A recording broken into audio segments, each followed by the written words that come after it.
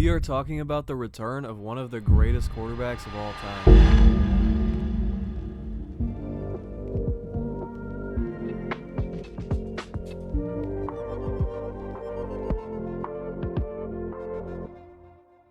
Before we get started, don't forget to drop a like, hit that subscribe button. It helps out the channel a ton, so any support is greatly appreciated. We are in for a ton of fun matchups coming up here in week 3, so let's get right into it. We are going to start the show today with Aaron Rodgers because, man, that was such an impressive performance on Thursday Night Football this week against the Patriots, and it was incredible to see the return of one of the greatest quarterbacks in NFL history under the lights at MetLife Stadium. We haven't seen Rodgers play like that in a long time. Obviously, major injury last year kept him off the field, kept him kind of, out of sight, out of mind. So it feels maybe longer than it actually has been. But remember that last year for the Packers, he didn't play so great either. I think they won 8-9 games that year, missed the playoffs. It was just an incredible thing to watch. He was dicing up the Patriots defense. He was moving really well. It looked like that Achilles was fresh. He looked not like he was scared. He wasn't hesitant. He looked super calm, just the way we like to see, old Aaron Rodgers slinging the football over the field. And as a Vikings fan, man, it's like such a love-hate thing because it's awesome to see him, one of the greatest quarterbacks in NFL history, do what he does. But at the same time, he was the boogeyman growing up for me. And it was just a nightmare every time we had to play him on Sundays. I want to talk about Bryce Young. Really unfortunate situation there in Carolina. Got benched after Canales had came out in his post-game press conference last week following their loss to Los Angeles that Bryce was going to stay the starter. Said it pretty unequivocally, it seemed like, but we all know how these things go in the NFL. Coaches say things, they change on a dime. It's coach speak a lot of the times. It's an unfortunate situation for Bryce. The two things I think are true. One, he's not played good NFL level football at the quarterback position. Regardless of who he has around him, who his coach is, the organization he's playing for, he's played bad football. There's no question about it. Watching the tape, he looks small, he looks slow, he looks like he doesn't know how to make decisions. You can be unsuccessful as a quarterback and still make a plethora of good decisions throughout the course of a football game. And Bryce hasn't done that. The other thing that is true, he hasn't had any help from this organization. None whatsoever. It's quarterback hell in Carolina. I wouldn't wish it upon my worst enemy. This place is just an absolute pit of despair for rookies to go to. And it starts at the top. It starts with David Tepper. Leadership is crucial in any business, but especially one so public facing and one with so much depending on it in such short periods of time, week to week. You get very few opportunities to succeed. You don't have chances to make mistakes and grow the way you do in other sports or other businesses or other areas of life. You need to be successful immediately if you want to stick and have a long career. And that starts with leadership. And, Dave Canales is 2 games in. Jury's still out, obviously. But that organization, from top to bottom, hasn't had good leadership in, since, the Cam Newton days, maybe, and even then, probably not. It was really just Cam being Superman. I feel bad for Bryce. He obviously didn't really get a fair shake.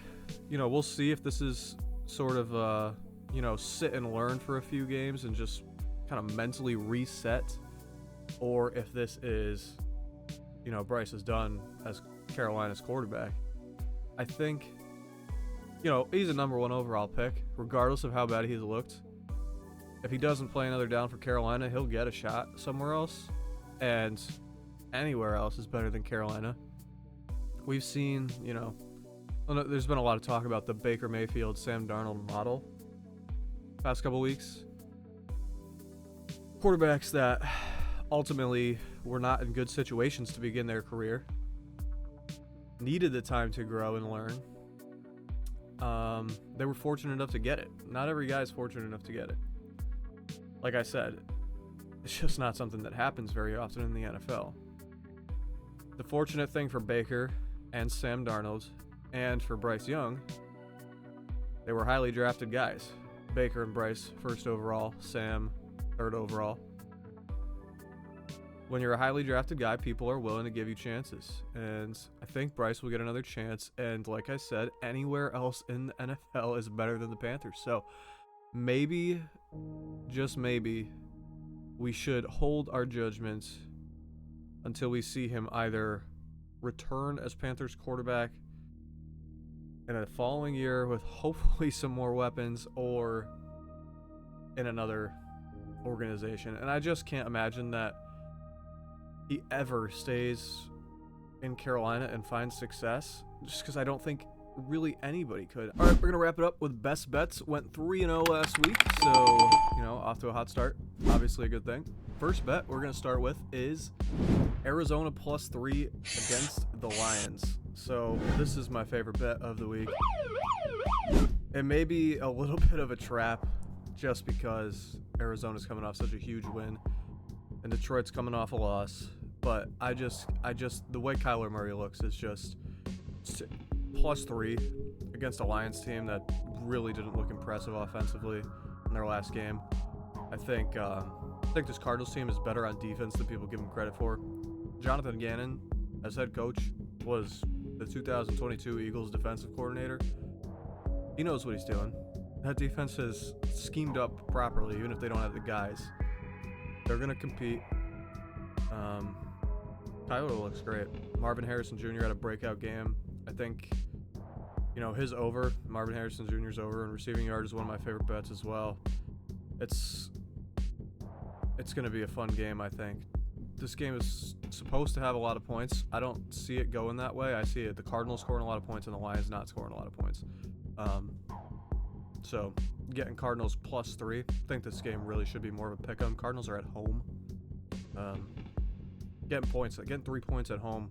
Kyler Murray and that team looks really good. I'm going to take that all day. Number 2 is going to be the Los Angeles Chargers +3 against the Pittsburgh Steelers. Now this game is awesome because it's like the two teams that are just like the most just play smart, run the ball, play hard teams in the league. I feel like they're the exact same team through 2 weeks. Like in my brain, the Chargers and the Steelers are just the same team. And so to see them come up against each other in the same matchup, I was always going to take the team getting the points. And, Mike Tomlin is a great coach, but so is Jim Harbaugh. And I think the Chargers, the edge is really just going to be at the quarterback position. And, Fields has done what he needed to do first few weeks. He hasn't turned the ball over. He's playing smart. He's doing what he needs to do to get wins for the Pittsburgh Steelers. But I think in a game where these two teams should really be dead even, I'm going to take the team getting points. I like what Harbaugh's done with this team. In fact, I love what Harbaugh's done with this team so far. He's taken a team that has less talent than it's had in the past 5 years and made them play better football than they've had in the past 5 years. That's what great coaches do. So, Chargers +3, book it. Last bet of the week is going to be the Bills -4.5. Some Monday nighter against the Jags. And the Jaguars are not a good football team. And the Bills are a good football team. And they have Josh Allen. And they are going to score probably 30+ on most everybody. There's not a lot of defenses that can stop that Bills offense. I know they don't have a ton of weapons. They lost Diggs, but it's Josh Allen. I mean, he's incredible. It's Mahomes and then it's Josh Allen. And anybody You know, there's been so much debate over the past few years of Burrow, Lamar, all these guys, you know, coming up. Who's next under Mahomes? It's been Josh Allen, and it's still Josh Allen. He's in his own tier, below Mahomes and above the rest of the NFL quarterbacks. And the Jaguars, man, Trevor Lawrence, I wanted to believe the Jaguars could be successful. The glory days of 2017 with Blake Bortles. God, that was such a weird year. Case Keenum and Blake Bortles in the NFC Championship and AFC Championship. What a weird year. But they're not a good football team. They don't play good defense. They don't play good offense. They lost to Deshaun Watson. They find a way to just piss away games every single week. They're not covering 4.5 against the Buffalo Bills. They don't have a chance to win. They certainly don't have a chance to win. And they're not keeping this thing within a field goal. They're losing by a touchdown at best. You know, I think it's not looking good for the Jags. All right, that's going to do it for this edition of Third and Goal. Thanks for watching. We are heading into a really exciting week 3. Nice little slate. Got 7 early games, 5 late games, couple Monday nighters. Should be a good week.